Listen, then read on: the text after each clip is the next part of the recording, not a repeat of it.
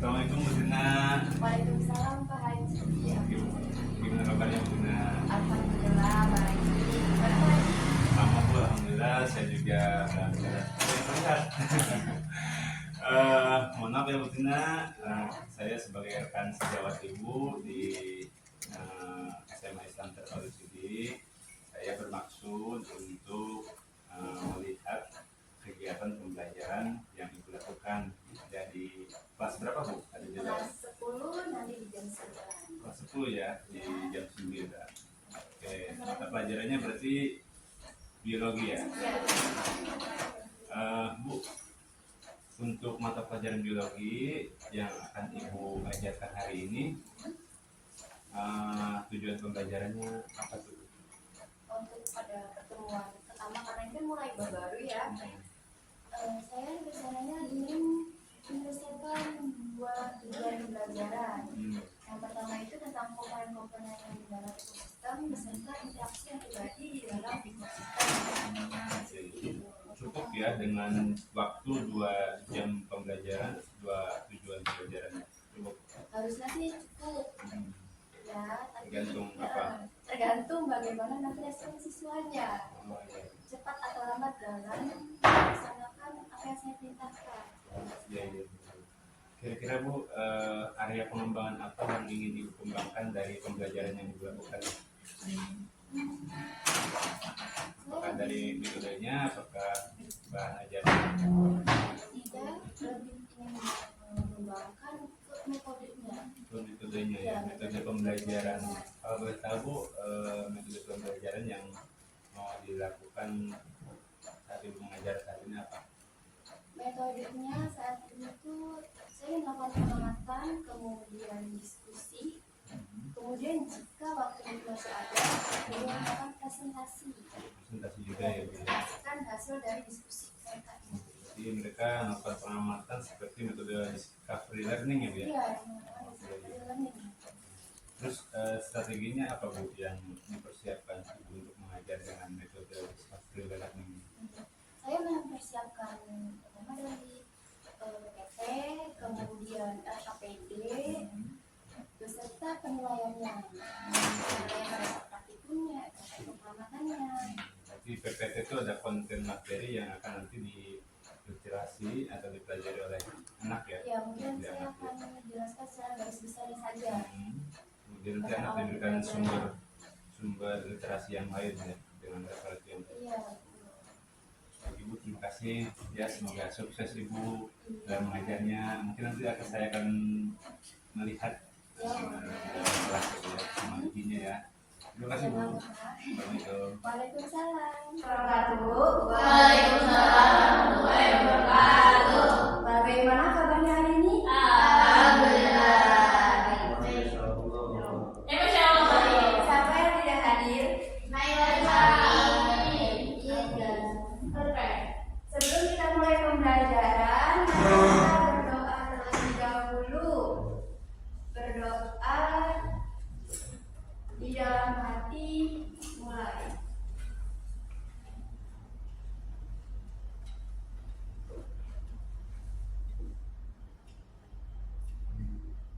Selesai. Hari ini kita masuk pada bab selanjutnya, yaitu bab ekosistem. Tujuan pembelajaran kita pada hari ini yaitu untuk mengetahui apa saja sih komponen-komponen di dalam ekosistem beserta interaksi-interaksinya di dalam ekosistem. Nah, coba kalian perhatikan gambar apakah ini? Pohon pinus. Nah, coba kalian perhatikan lagi, mengapa di pohon pinus, di lingkungan pohon pinus itu tidak ada pohon lain yang tumbuh? Pernah kamu ingat kan? Pernah. Ya, pernah. Nah, pernah lihat pohon pinus secara langsung kan? Ya, nah, kenapa?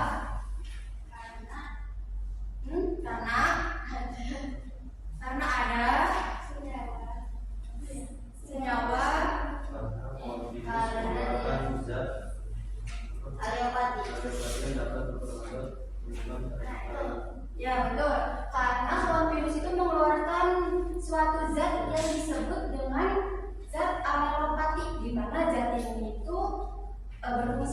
menghambat atau mematikan tumbuhan yang lain, sehingga di lingkungan pohon pinus itu tidak ada pohon lain yang tumbuh kecuali rumput-rumputan ya, karena rumputan bukan termasuk pohon yang tidak berbatang atau berkayu. Ini juga sama seperti ilalang. Tahu ilalang? Gulma? Alang-alang tahu? Nah, di alang-alang juga sama, itu tidak ada tumbuhan lain yang tumbuh kecuali ilalang tersebut, karena ilalang itu juga mengeluarkan zat atau senyawa aromatik sama seperti pohon pinus. Ekosistem. Ekosistem ini merupakan interaksi makhluk hidup hewannya. Jadi sudah tahu kalau contoh dari abiotik itu apa? Udara, air, sinar matahari, suhu, kelembapan, dan lainnya. Ya, kalau biotik semua yang hidup jadi decomposer. Nah, produsen, apa itu produsen? Yang menghasilkan dan menghasilkan makanan sendiri. Ya, atau disebut juga dengan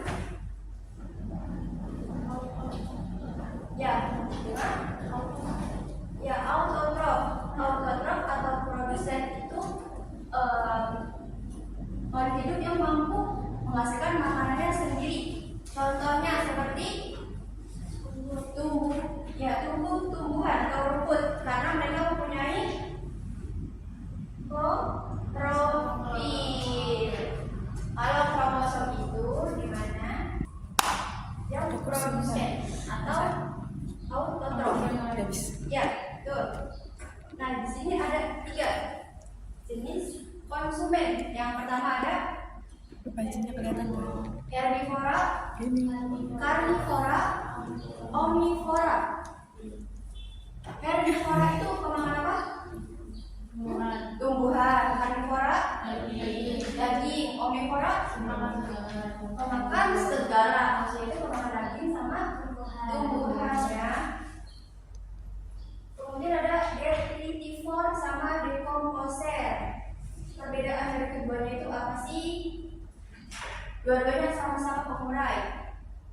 Kalau detritivore itu dengan cara memakan serpihan tumbuhan atau hewan yang sudah mati. Ya, kalau decomposer Mikroorganisme yang menguraikan zat organik sisa tumbuhan atau hewan. ya, jadi detritivore ini dia itu organisme yang mengurai serpihan-serpihan atau bangkai ya. Kemudian selanjutnya itu akan diolah ke decomposer. Decomposer ini merupakan kayak sistem daur ulang. Jadi nanti dari bangkai itu diolah atau diistilahkan detritivore, kemudian di decomposer itu akan diolah atau daur ulang sehingga bisa digunakan kembali, bisa jadi pupuk. Nah, hasil dari pupuk itu karena dari proses decomposer. Contohnya, kalau detritivore itu ada ayam, cacing ya bisa. Satu lagi, labang,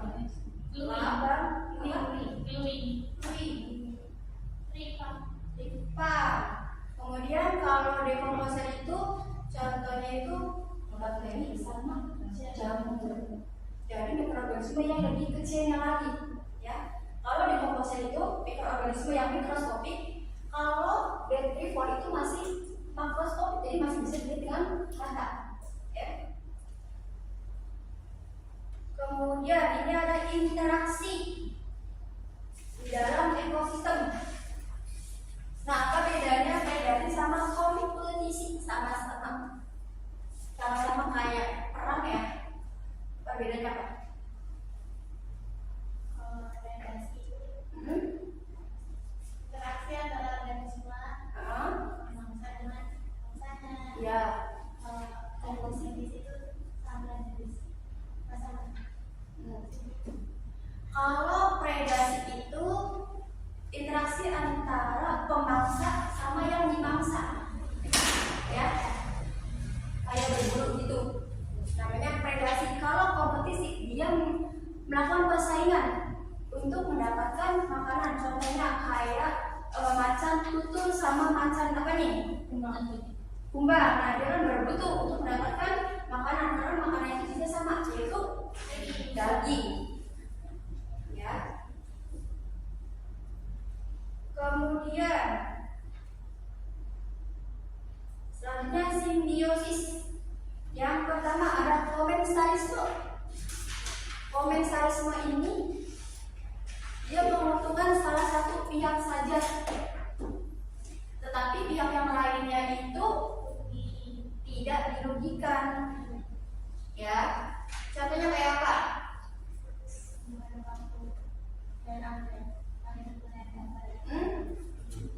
Contohnya ya, pohon anggrek, tumbuhan anggrek yang menempel di pohon. Tumbuhan anggrek dia mendapatkan keuntungan berupa menyerap nutrisi, ya, sama mendapatkan tempat tinggal menempel di pohon. Kemudian parasitisme. Parasitisme ini kalau tidak terjadi itu tidak apa-apa sebenarnya, ya. Jadi bukan suatu keharusan. Selanjutnya ada mutualisme.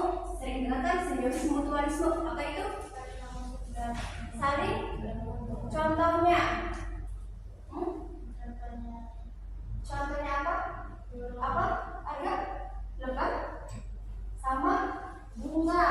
Lebah mendapatkan apa? Nektar. Kalau bunganya itu mendapatkan berupa ini, ya, bunganya itu terbantu. Kemudian selanjutnya itu protokoperasi.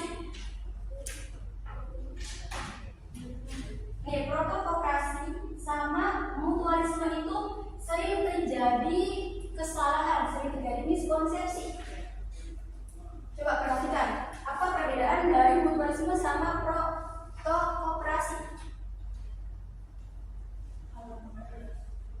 Mutualisme itu harus dua pihak itu sama-sama diuntungkan. Sedangkan kalau protokoperasi itu jadi salah satu pihak itu diuntungkan, selain itu diuntungkan juga, tapi itu bukan harus bagi dia tuh. Kayak dia tuh masih bisa dapat makanan lain dari misalkan dia nggak melakukan simbiosis juga dengan pihak pertama. Ya, betul. Mutualisme sama protokoperasi itu sama-sama kedua belah pihaknya itu harus menguntungkan. Bedanya kalau mutualisme itu harus terjadi interaksinya. Kalau yang protokoperasi itu tidak harus terjadi. Misal di sini kan ada apa nih? Burung jalak sama kerbau kan? Burung jalak kan ada berdiri di atas kerbau. Burung jalak mendapatkan keuntungan berupa kutu yang ada di kerbau.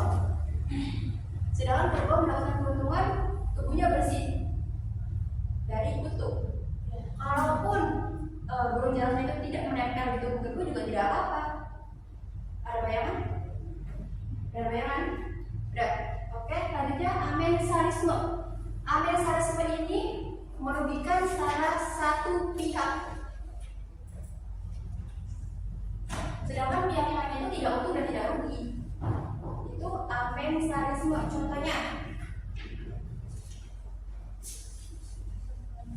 apa? Contohnya amensalisme.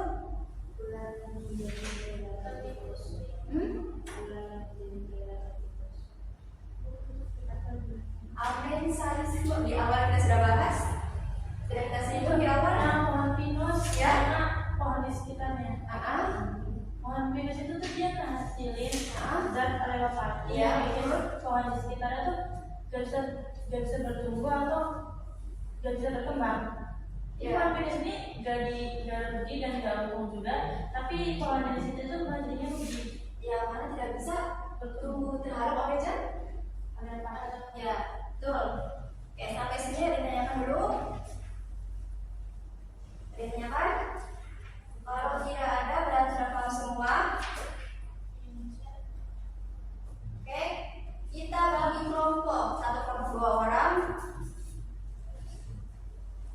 Pas kan? 2 orang yang berapa? Tidak hadir. Kita bagi kelompok, satu kelompok mau sistem bagaimana bagi kelompoknya? If real me.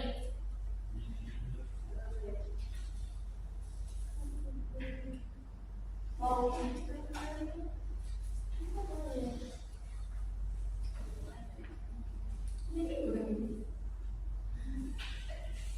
interaksi antar spesies. Tugas kalian nanti potong setiap gambar, kemudian kalian tempelkan. Misal di sini netralisme. Nah, mana sih interaksi netralisme itu? Kalian pilih, kalau udah ketemu kalian gunting, terus tempelkan ke sini, ya. Kemudian kalian jelaskan simbiosis netralisme itu kayak gimana, seperti apa. Paham sampai sini? Paham. Untuk yang punya tulis di atas nama kelompoknya, ya.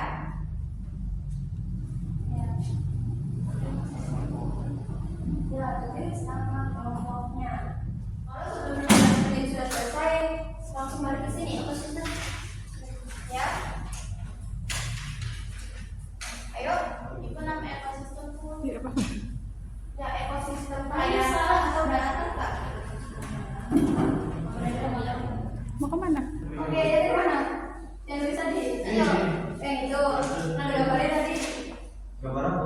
Yang tadi. Ini Ada gambar. di kolamnya. Ini gambar. Oh, enggak. Oke, yuk kita keluar. Ini bagi tugas. Bentar. Ayo. Satu tuh. Ayo Sita, ayo keluar dulu. Oke. Oh, udah jadi minum kan? Ini jadi pertama dulu, tapi pertama aku Ada sempat. nama namanya itu yang biasa itu kan ada masih. Masa iya karena fungsi apa? Sebesar apa? Fungsi apa? Kita yang satu. Berarti boleh dekat satu. Mana? Mau nih. Dari di sini terus kita mau ini. Ya. Nanti ini dekomposer gak sih? Iya dekomposer.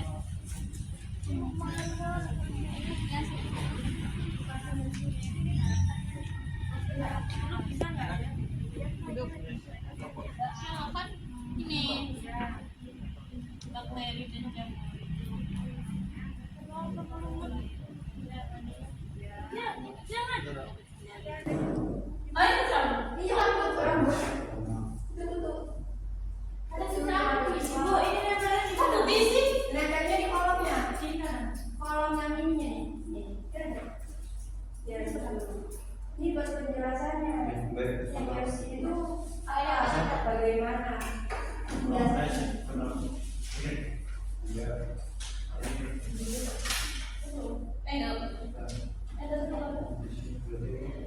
Gimana cara menggunakannya? Tinggal pakai.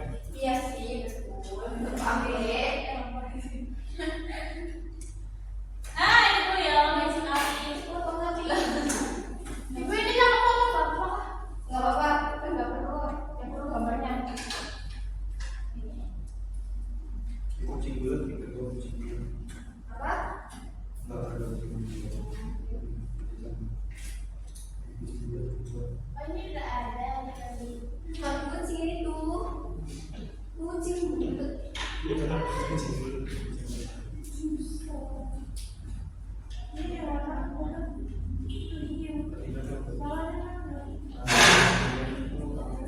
Men, ayo. Dari singgung berkali-kali.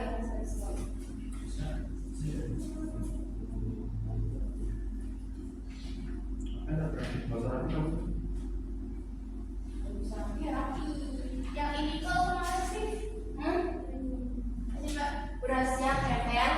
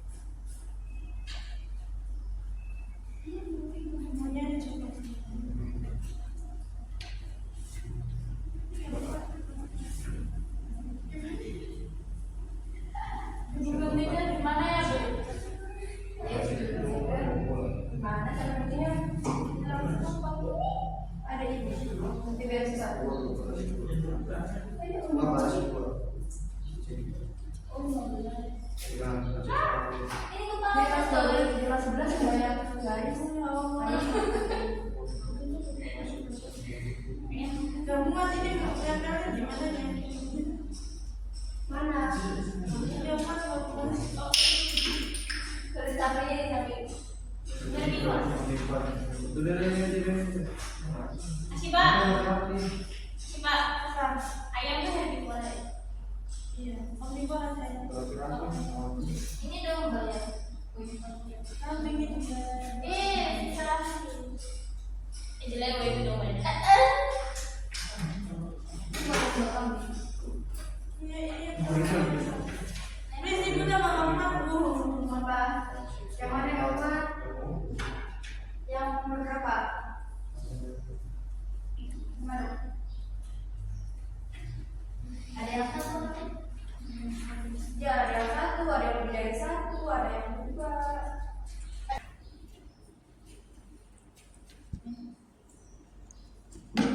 Ini yang ada MM-nya. Ada MM. Amin.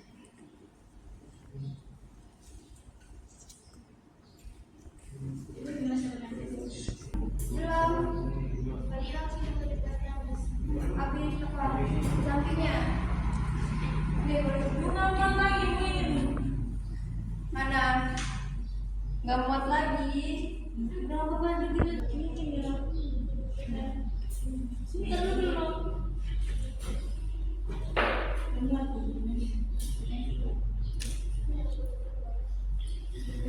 Jadi masih keterangan aja baru di bawah. Apa gitu? Di sini mekanisme.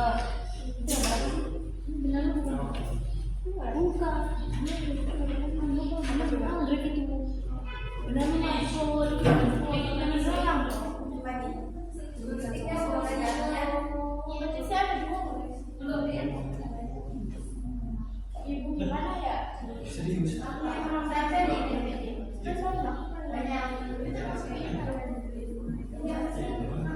Ya,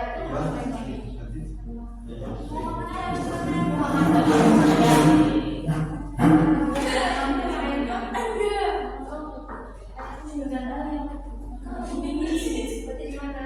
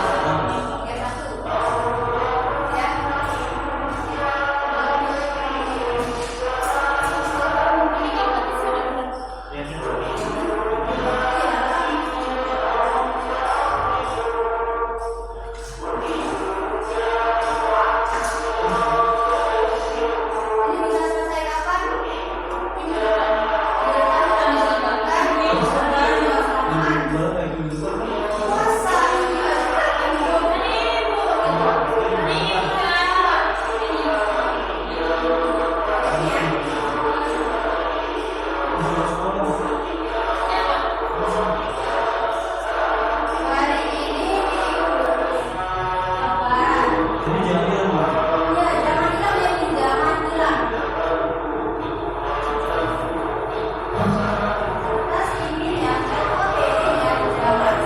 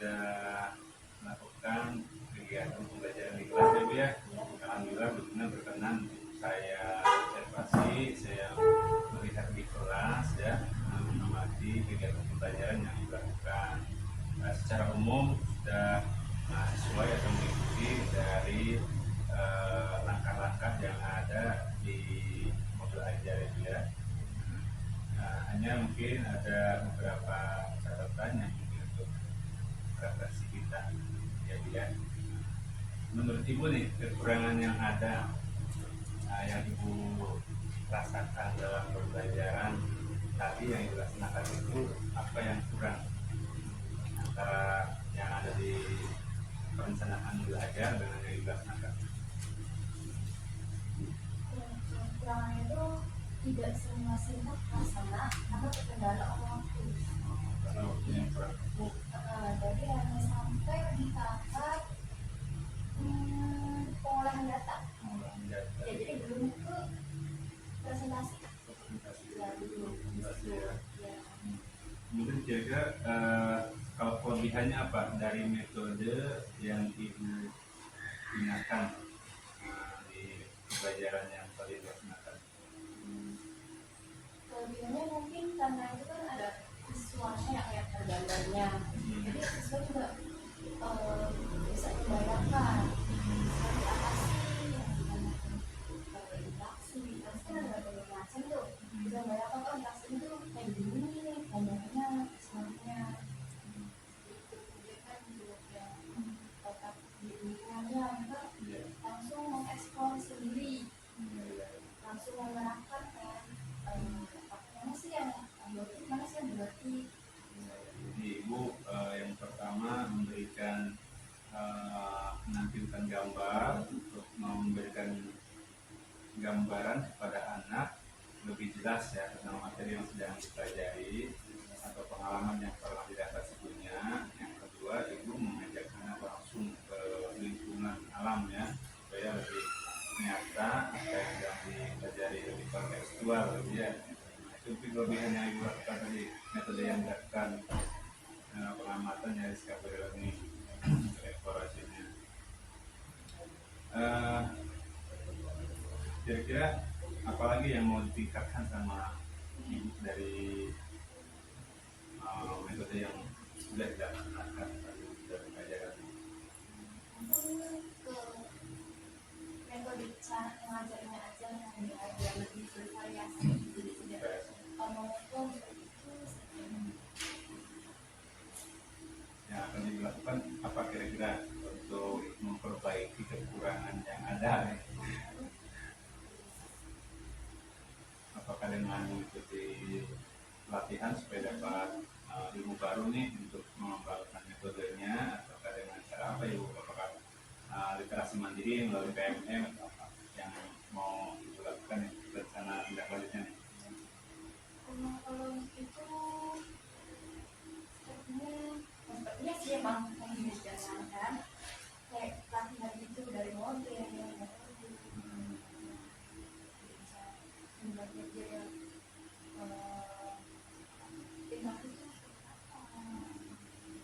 Ini nanti penggunaan metode di dalam pembelajarannya bisa lebih variatif ya Bu ya.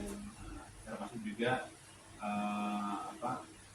media pembelajarannya juga dibuat inovasi baru gitu kan ya. Kalau tadi kan mungkin Ibu menggunakan lingkungan alam untuk pembelajaran gitu kan ya, kemudian dapat pengamatan dan juga anak-anak diberi instrumen berupa LKPD-nya ya. Mungkin di lain waktu Ibu menggunakan metode yang lain, entah itu menggunakan pemanfaatan teknologi atau apa ya. Dengan Ibu mengikuti pelatihan itu ya, mudah-mudahan terus bisa dikembangkan ya Bu ya untuk kegiatan pembelajarannya, dan saya yakin Ibu pasti bisa karena Ibu adalah orang yang semangat untuk terus menambah kapasitas keilmuan gitu ya, baik dalam untuk belajar mandiri atau juga mengikuti kegiatan-kegiatan pelatihan ya Bu ya. Semangat Bu ya. terima kasih. Luar biasa nih Ibu Tina ya.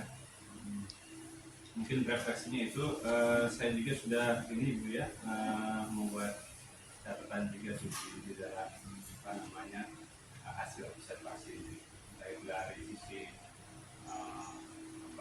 perangkat pembelajarannya atau juga dari sisi proses pelaksanaan di kelas ya. Menurut Ibu tadi lebih banyak selamatnya atau lebih banyak apa? Karena waktu juga gak cukup ya. Tapi itu lebih banyak penyampaian seimbang, hampir seimbang. sama itu Praktiknya. ya. Ya, saya tadi melihat dari yang ibu lakukan itu sudah ada biaya positifnya ibu ya. Dan itu ibu diawali mengajari dengan berdoa. Di akhirnya juga tadi saya lihat ada berdoa salamnya. Kemudian ibu juga sudah ada KSP-nya, yaitu kesadaran diri dan juga manajemen sosialnya ada ya. Nah, kan tadi ada di bawah kelompok juga ya, untuk terapian relasi juga. Nah kemudian kalau saya lihat dari pembelajaran yang ibu lakukan, kalau sekarang kan sudah kurikulum merdeka, pembelajaran itu harus berpusat pada bekerja. Nah tapi di sini juga harus disandingkan dengan model pembelajaran berdiferensiasi. Kalau saya lihat ibu sudah menggunakan diferensiasi, tapi baru satu diferensiasi konten yang belum pada diferensiasi proses atau produk. Ya, mungkin nanti setelah ibu saling sharing dan saling memberikan sesuatu yang terbaik, gitu ya. Itu saja mungkin ibu untuk obrolan kita di pasca observasi kelas ya. Mungkin tadi ada masukan dan mohon maaf barangkali saran dan masukannya masih belum optimal untuk memberikan pengembangan diri kepada ibu ya. Tapi pembelajaran dari yang dilakukan di kelas ini sudah umumnya sudah bagus. Kira-kira apa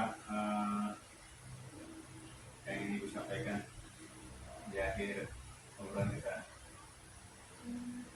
Terima kasih sudah mengakses pembelajaran yang saya lakukan. Itu kan bisa menjadi pembelajaran saya sendiri lebih meningkatkan lagi proses KBM yang saya lakukan.